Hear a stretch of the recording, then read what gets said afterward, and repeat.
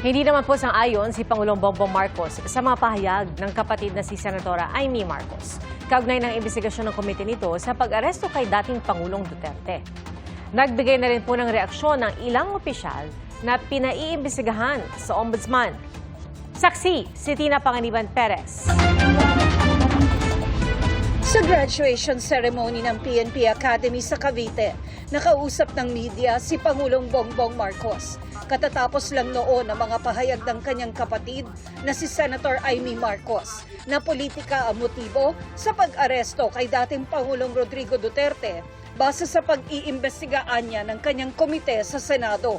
Ang maikling sagot ng Pangulo, may kanya-kanyang opinyon at hindi siya sang-ayon sa opinyon ng kapatid. Everyone's entitled to their opinion.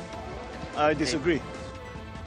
Nasa PNPA graduation din si Interior and Local Government Secretary John Vic Remulla na kabilang sa inirerekomenda ni Senadora Marcos na imbestigahan ng Ombudsman.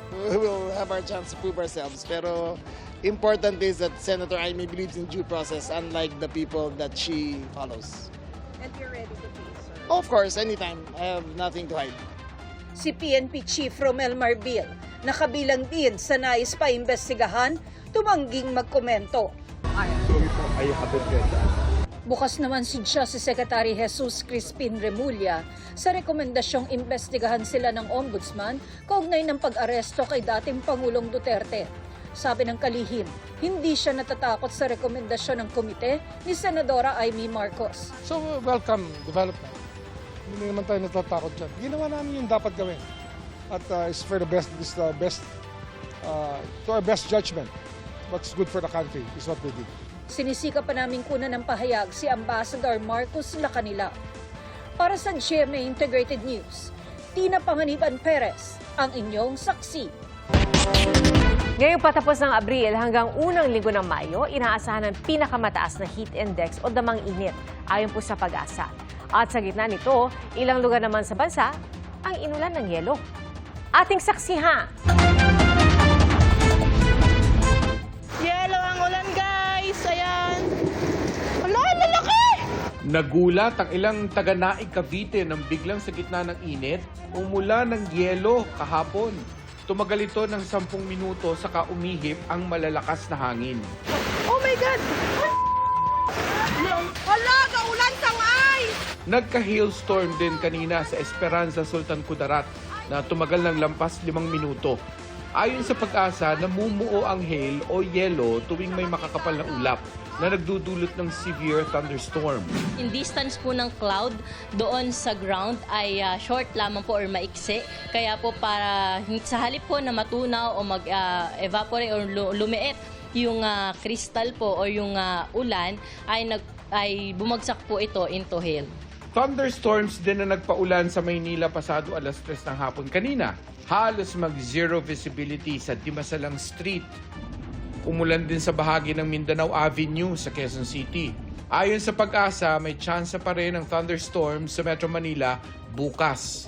Posible ring magpaulan sa iba pang bahagi ng bansa, ang umiiral pa ring easterlies at intertropical convergence zone.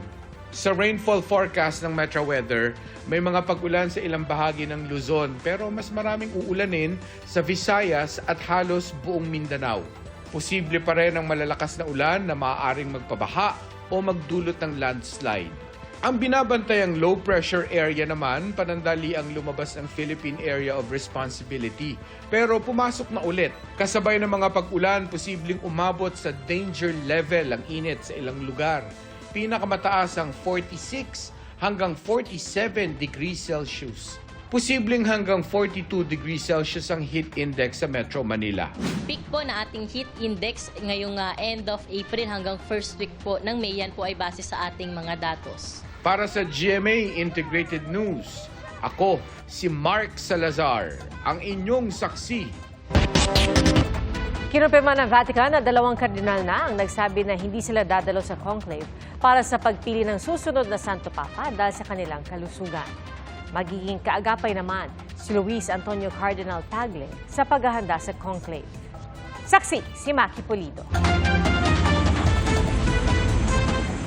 Sa Apostolic Nunciature na Embahada ng Holy See sa Pilipinas, tumira si Pope Francis sa loob ng 5 araw na pagbisita niya sa bansa noong 2015. Doon binigyan ng pagkakataon ng mga gustong makiramay sa pagpanaw ni Pope Francis na magsulat sa Books of Condolence na ipadadala sa Vatican. He was your Lolo Kiko, and it's normal to feel sadness when your Lolo passes from this world to the life of the world to come. And we believe as Christians that in Jesus and through Jesus, we will pass through death into life.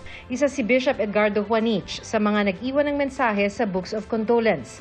Naging inspirasyon daw ng mga mangingisda at magsasaka ang mensahe ng Santo Papa tungkol sa pangangalaga sa kalikasan. 2,000 hectares of timberland, old-growth forest ng North Palawan na sila ang magbabantay, including the mangroves, 150 hectares na mangrove. So ngayon ay tinutuloy-tuloy ng inaalagaan. At si Pope Francis ang kanilang talagang nagbigay ng inspirasyon. Pope Francis had a great love for the Philippines. He had that famous line that he spoke about Filipino Catholics in, I believe, 2021. He talked about the Filipinos as the contrabbandieri della fede, and that's in Italian, but in English it means the smugglers of the faith. People who are kind of bringing the contraband of the faith, Catholic faith, all over the world. Everywhere you go, you see Filipinos in church. That is a great testament to the faith of the Filipino people. Mahaba pa rin ang pila ng mga nais masilayan ng puntod ni Pope Francis sa Basilica Santa Maria Mayore sa Roma. Binago na nga ang sistema ng pagpapapasok at pagpila sa basilika. Kung noon nasa gilid ang pila, ngayon nagmumula na ito sa plaza sa likod ng basilika. Sa Vatican City at maging Roma, mabili pa rin ang mga Pope Francis memorabilia gaya ng autobiography ng Santo Papa na inilathala nitong Enero lang. Ayon sa Holy See Press Office, halos 35 milyon ang dumalo sa papal events mula 2013 hanggang 2025. Naglabas din ang Vatican Post Office ng special edition stamp para sa sede vacante o ang panahong walang nakaupong Santo Papa. Sa gitna yan ng paghahanda ng simbahan para sa Papal Conclave na itinakda sa May 7 at idarao sa Sistine Chapel. Ayon sa Catholic Bishops' Conference of the Philippines, isa si Luis Antonio Cardinal Tagle sa 3 kardinal na tutulong kay Camerlengo Kevin Cardinal Farrell sa paghahanda sa conclave. Tingin ng ilang kardinal, oras na magsimula, posibleng tumagal ang conclave ng 2 o 3 araw. Sa 135 kardinal na edad 70 pababa at pwedeng maging cardinal elector, nagsabing di makakalahok sa conclave dahil sa kanyang kalusugan. Si Archbishop Emeritus Antonio Canizares Liovera ng Valencia, Spain. Nagsabi na ring di lalahok ang 76 na taong gulang na Italian cardinal na si Angelo Bicciu, ang pinakamataas na church official na nilitis sa criminal court sa Vatican. Sinentensyahan siya ng 5.5 taong pagkakakulong noong 2023 dahil sa embezzlement at fraud. Dati nang itinanggi ni Bicciu ang alegasyon at inaapila ngayon ang kanyang kaso. Sa isang pahayag, sinabi ni Bicciu na susunod siya sa kagustuhan ni Pope Francis at hindi lalahok sa conclave, pero nanindigan siyang inosente siya sa mga alegasyon. Para sa GMA Integrated News, ako si Maki Pulido, ang inyong saksi. Arestado isang Chinese national na nag-iikot umano sa tanggapan ng COMELEC at may dalang kagamitan na pwedeng gamitin sa pang-espiya. Saksi, si John Consulta.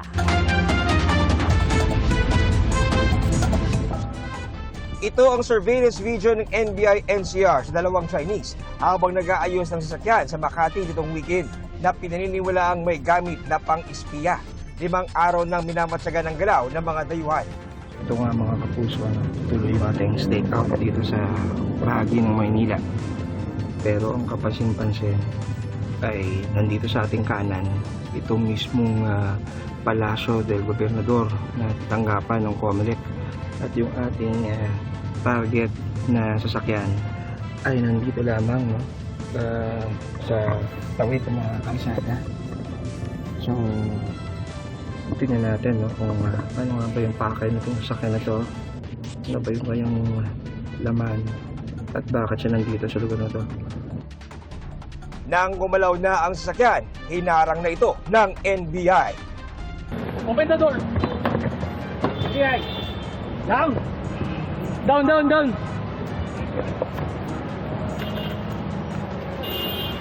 Down, down, down, down, down.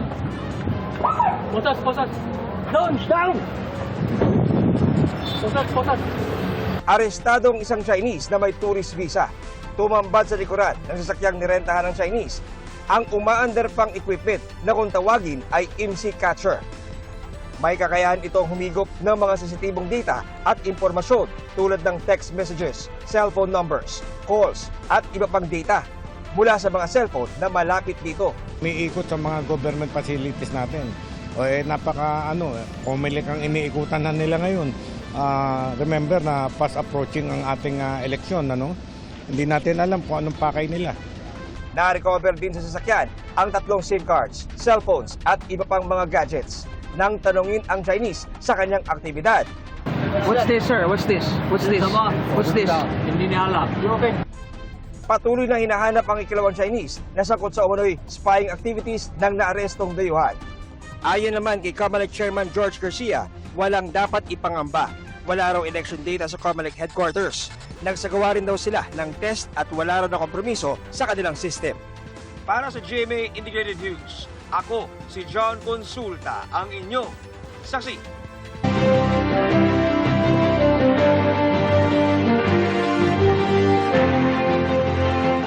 Pinasisiyasat sa COMELEC Committee on Contrabigay ang video ng mga campaign poster ni Makati Representative Luis Campos sa isang barangay hall sa lungsod. Inirereklamo po yan ang kanyang hipag at makakalaban sa pagka-mayor ng Makati na si Senadora Nancy Binay. Saksi, si Sandra Aguinaldo. Sa Facebook video na pinost ni Senadora Nancy Binay at nakarating na sa COMELEC, inirereklamo niya ang mga poster na ito sa barangay hall ng barangay Pinagkaisahan. Ang mga poster kay Makati Representative Luis Campos na asawa ng kanyang kapatid na si Mayor Abby Binay at makakalaban ni Senadora Binay sa pagka-mayor ng lungsod. Bakit nandito to? Kahit na barangay hall to eh. Dito lang po bilang isa. Baka hindi rin ako magbagsak dito?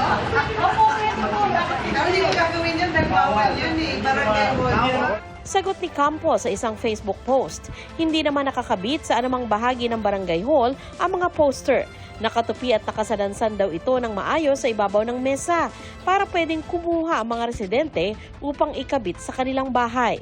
Kaya anya kailangan pa itong bulat-latin ni Binay. Sa video ni Binay, may babala rin ito sa mga taga-barangay hall. Pasensyahan na tayo kung kailangan may kasuhan kami dahil sa mali. Sorry na lang. Katwira naman ni Campos, hindi pinagbabawalan ng Civil Service Commission ang barangay officials sa pakikibahagi sa partisan political activities. At may laya raw ang barangay officials na suportahan ang napupusuan nilang kandidato. Sabi naman ni COMELEC Chairman George Erwin Garcia, nirefer na nila ang issue sa COMELEC Committee on Contrabigay.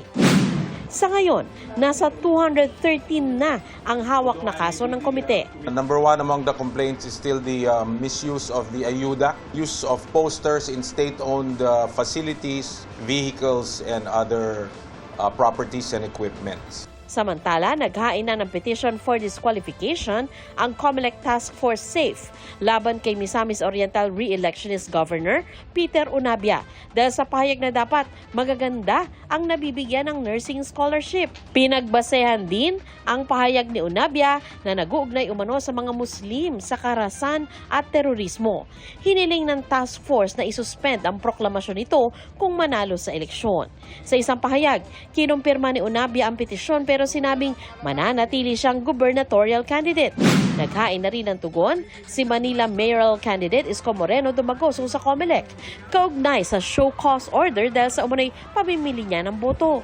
Paliwanag ni Dumagoso sa pamamagitan ng kanyang abogado, hindi totoong namigay siya ng 3,000 piso sa mga guro. Nagsalita lang daw siya sa event na dinaluhan niya noong March 26 na hindi papasok sa simula ng campaign period para sa local candidates na March 28. Para sa GMA Integrated News, ako si Sandra Aguinaldo, ang inyong saksi. Nasa mayorya pa rin ang nagtitiwala at nasisiyahan sa performance si Pangulong Bongbong Marcos sa pinakahuling tugon ng masa survey ng grupong Okta Research ngayong Abril. Pero mas mababa ito kumpara nung nakaraang survey. Buwaba sa 60% ang trust rating ni Pangulong Bongbong Marcos itong Abril mula sa 65% noong Nobyembre. Buwaba rin sa 59% ang mga nasisiyahan sa pagganap sa tungkulin ni Marcos mula sa 64%. Bagaman bumaba, sinabi ng Pangulo na inspirasyon sa kanya ang survey results. Well, it just validates that what we are doing, that people are now beginning to understand what we have been trying to do for the last 2.5, almost 3 years. So it continues to inspire me because it shows that we are making progress. And that's always good to know. Sa 5 pinakamataas sa opisyal ng bansa, tanging si Vice President Sara Duterte lamang ang tumaas ang trust and performance ratings itong Abril. Tumaas sa 58% ang nagsabing nagtitiwala sila sa bise mula sa 49% itong Nobyembre. Pagdating sa performance rating, tumaas sa 56% si Duterte mula sa 48%.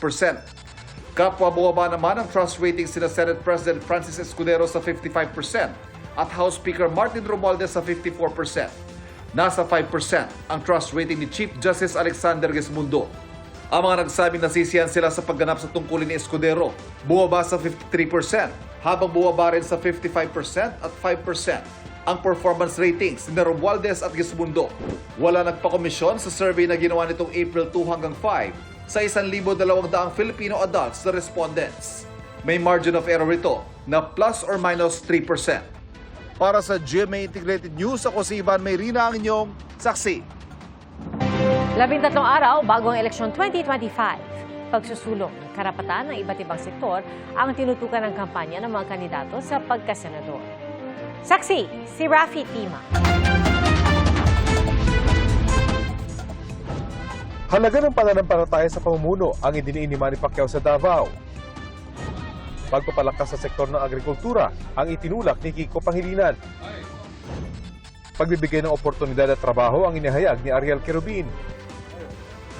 Si Danilo Ramos, isinusulong ang pagpapalakas ng lokal na produksyon ng pagkain. Si Jerome Adonis, karapatan ng mga manggagawa ang advokasya. Si Arin Andamo, aumento sa sahod ng health workers ang itinutulak. Si Ronel Arambulo, binigyang diin ang karapatan sa edukasyon. Karapatan ng mga kababaihan ang isinulong ni Congresswoman Arlene Brosas. Pagtutol sa political dynasty ang inihayag ni Teddy Casino. Maayos na alokasyon sa pondo ang nais ni Congresswoman Franz Castro. Tutol sa korupsyon si Mimi Doringo. Ayaw ni Modi Floranda sa jeepney phase-out. Karapatan ng mga Moro at katutubo ang inilalaban ni Amira Lidasan. Si Liza Masa, binigyang diin ang halaga ng aktivismo. Nag-ikot sa Valenzuela si Willie Revillame, kasama niya si Bato de la Rosa at Senador Bongo na binigyang diin sa Bataan ang basic medical services. Kasama niya roon si Attorney J.V. Hillo, Attorney Raul Lambino, Dr. Marites Mata, at Philip Salvador. Tamang pasahod sa delivery riders ang nais ni Senator Francis Tolentino. Suporta sa turismo sa Bohol ang pangako ni Congresswoman Camille Villar. Pondo sa mga programang suportado ang mga magsasaka ang pangako ni Bam Aquino. Suporta sa mga katutubo sa Palawan ang inihayag ni Roberto Balyon sa pulong sa Quezon City. Pag-alis ng tax sa overtime at bonus ang nais ni Mayor Abby Binay. Proteksyon sa karapatan ng indigenous people ang pangako ni Congressman Bonifacio Busita. Importansya ng inklusibong pamahalaan ang idiniin ni Senator Pia Cayetano. Pagpaparami ng korte ang nais ni Attorney Angelo de Alban para mapabilis ang mga kaso.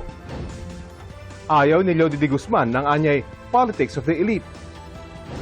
Pagpapalago ng turismo sa Bohol ang isa sa mga tututukan ni Ping Lacson. Suporta sa mga magsasaka ang itinulak ni Congressman Rodante Marcoleta sa Nueva Ecija. Patuloy namin sinusundan ang kampanya ng mga tumatakbong senador sa eleksyon 2025. Para sa GMA Integrated News, Rafi Tima ang inyo, saksi.